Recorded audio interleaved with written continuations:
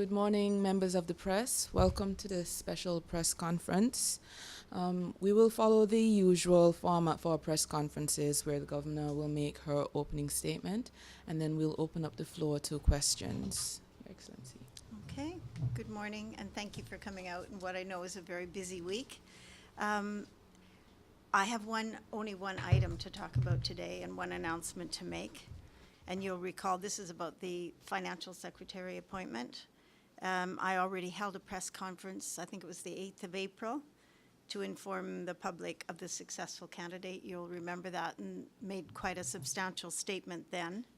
And as promised, I'm now publicly announcing that Mr. Owen has formally accepted HR's offer and will be appointed. So I'm going to read a written statement which will then be handed to you to use, and then we'll take questions, okay? So my statement. I'm pleased to announce that the appointment of Mr. Colin Owen as Financial Secretary has been confirmed. Mr. Owen will begin his duties within the Ministry of Finance and Economic Management in August 2016. Mr. Owen is a qualified accountant with a strong background in auditing and project management. Before his post as the Financial Secretary for St. Helena, Mr. Owen was St. Helena's Chief Auditor, and before that, held a number of senior auditor positions in London. He spoke to me a little bit about his appointment, and he makes this statement. My family and I are very excited about coming to Montserrat, and we're looking forward to exploring the island, getting involved in community life, and meeting as many people as possible when we arrive in August. I'm looking forward to working with the Honourable Premier and other members of government and the public service in the interests of Montserrat and its people. We will be sad to leave St. Helena and the many friends we have made here, but are looking forward to the new opportunities and challenges that Montserrat will provide.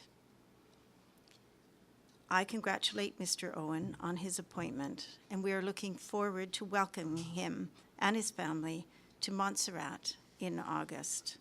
End of the written statement. So you'll be giving those out. I will be giving these out after the press conference. I now open up the floor to questions.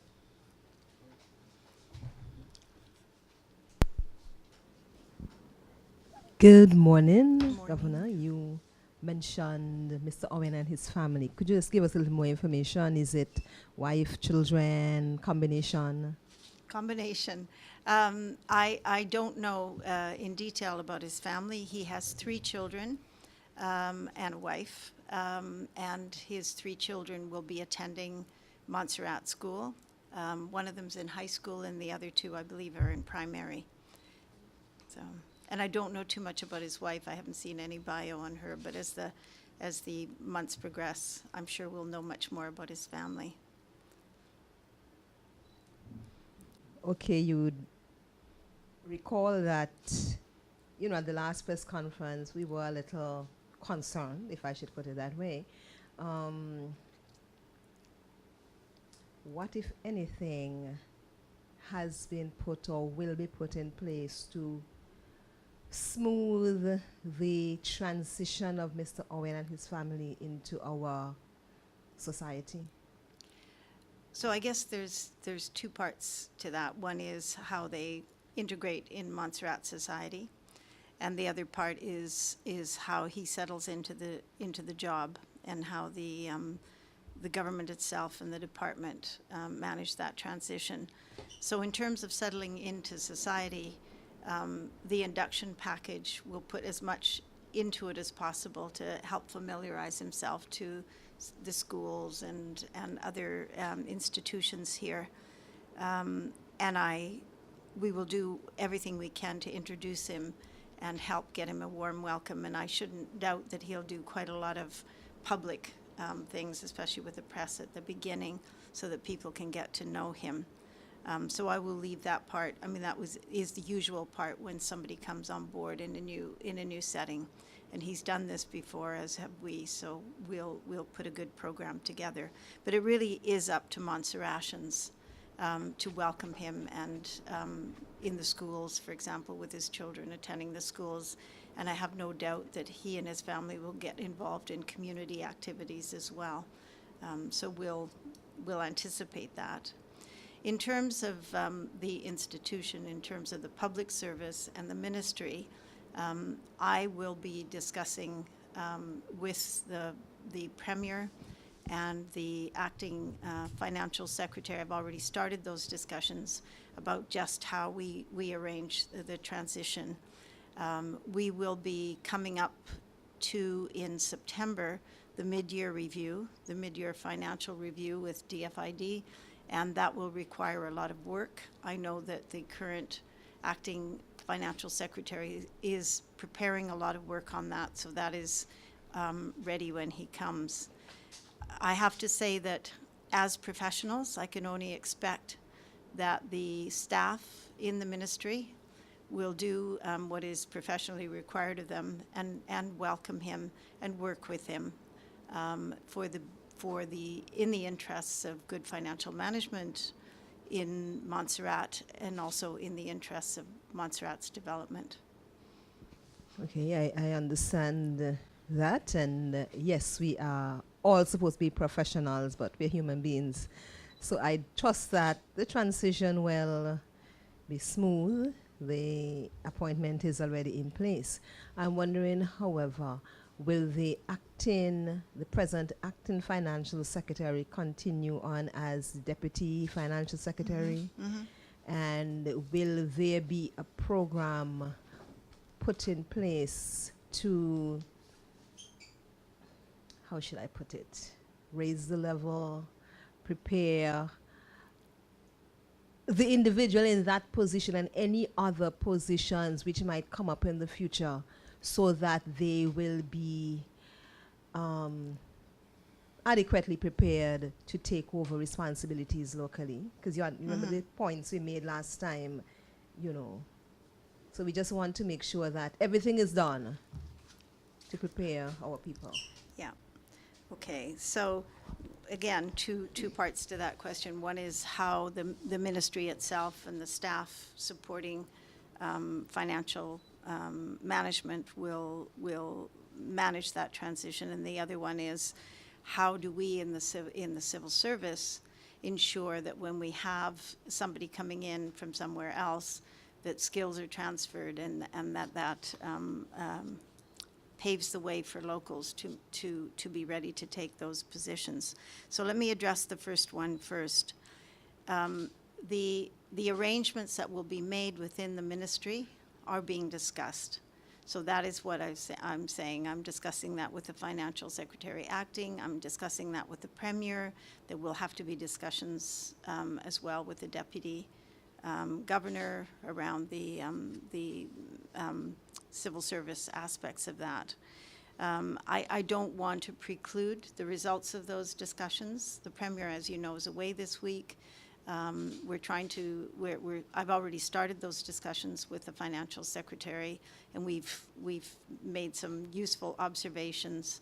Again, all I want to say is, at this point, it is my expectation that civil servants will act professionally, it is my expectation, and that we will do everything we can to ensure that there's a smooth transition and that the work of the ministry is not interrupted through this transition. This is perfectly possible to do. These kinds of transitions happen all the time, and it is the responsibility of public service administration to manage them. On the issue of how we ensure that when we bring in someone from somewhere else, and we have a number of people in those kinds of positions, as you know, in government, how we ensure that local people are working beside them are actually brought up so that they can take those positions. And this is succession planning, as you know, and it should be going on in anyway, whether the person is local or not. Everybody, every department, especially in key positions, should be working towards people in more junior positions getting the experience and training and so on that they need in order to move forward when that promise is there in terms of their skills and ability and ambition. And we will be targeting specifically the position of financial secretary in this case, to ensure, and this is what I would like to have the financial secretary commit to, that at the end of his term, there will be a person who is ready to step into that position, a local person. And how exactly that will happen in terms of mentoring, training, and so on, sharing responsibilities, delegation, and so on, that will have to be determined. Yeah. Good morning again, Your Excellency. And just let us know how long will Mr. Owen's tenure be? 3 years. 3 years Yeah. initially, first instance. Okay. And you also mentioned that he has accepted the offer. What is entailed in the offer? Well, the usual thing that it's human resources, the usual human resources packages. Now, what are those? Well, I'm not going to discuss the details of them, obviously, but there is a package of, they call it emollients, I think, but there is a package which includes salary and allowances that has been offered according to human resources sort of precedents and guidelines. I would say something that is unusual, perhaps, about this offer that I'm pleased about is that, and this was something that I suggested and was agreed to, is that a substantial amount of the salary is tied to achieving on an annual basis a set of criteria, and very, very specific ones. So you might call it a bonus, but it is a performance-based percentage of the salary will be tied to achieving specific indicators or goals or objectives. So that hasn't been determined what they are, but they will be significant ones and what one would expect a financial secretary to achieve. So I think this is a really good thing because, you know, we are going with the best candidate because we want that candidate to be delivering. The candidate recognizes that that's what they're here to do, and we have an arrangement where the salary will be geared towards that delivery. But shouldn't that be public knowledge? The Well, salary? it will be. Well, you'll have to ask Human Resources that and how they make individual salaries public. That would be according to the way all other salaries are made public. So, yeah. But you mentioned some specifics, targets, salary based yes. and bonus. Yes. If we would want to refer to it as bonus. I call it performance-based segment of the salary. Right. Yeah. So in this instant, with the FS, why hasn't this been done in other situations? I can't really answer that question because this is the first recruitment of this kind that I've done. But you know, it may have been done before. I can't say. So will this be an example then? I would like to use it. I would like Human Resources to think about using this as an example, especially in you know, senior level positions, because what we expect from senior level positions is the delivery of certain things, and we need to be explicit about that, and we need to tie incentives to that, in my view.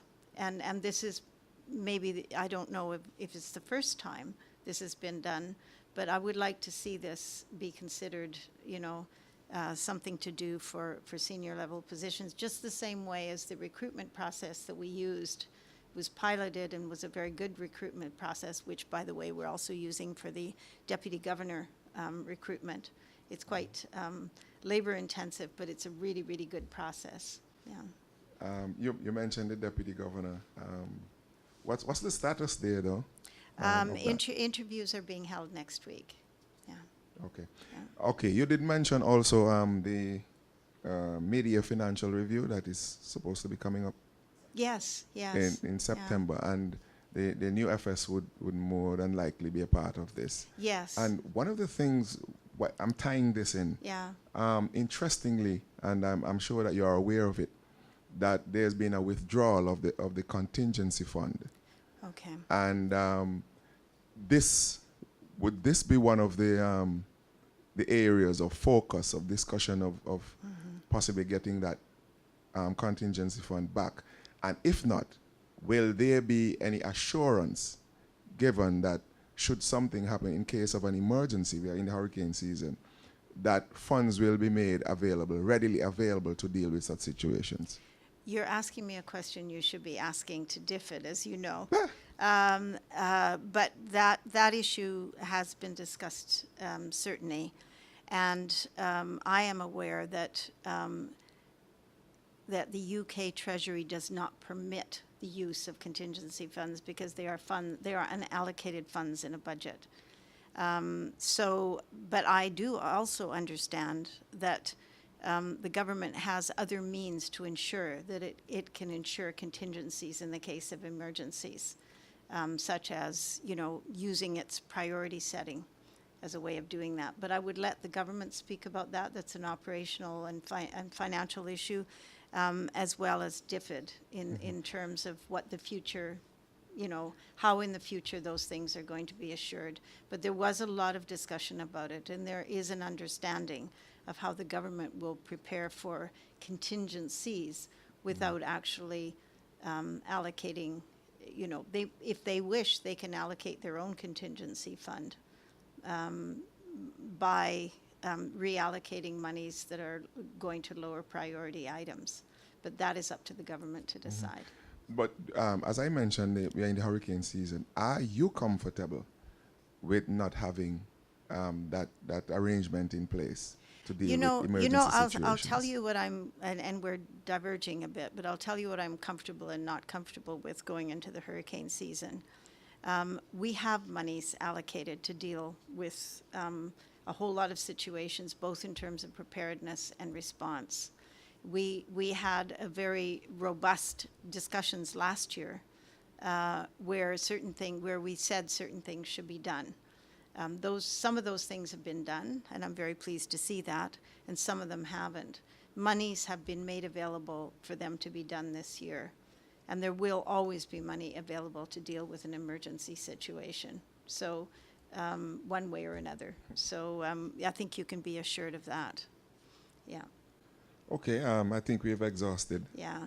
Well, let me say one thing, because this came up at the time when this was discussed in the legislature and so on, and a big deal was made of something that should be very obvious, especially to certain people, is who does the financial secretary report to? Remember that? Yes. I expected you to ask that question this morning, but I do want to clarify it. The Premier clarified it, I thought, very well in the Legislative Assembly, where, of course, this is obvious, he is the Minister of Finance. The Financial Secretary reports to him on operational issues.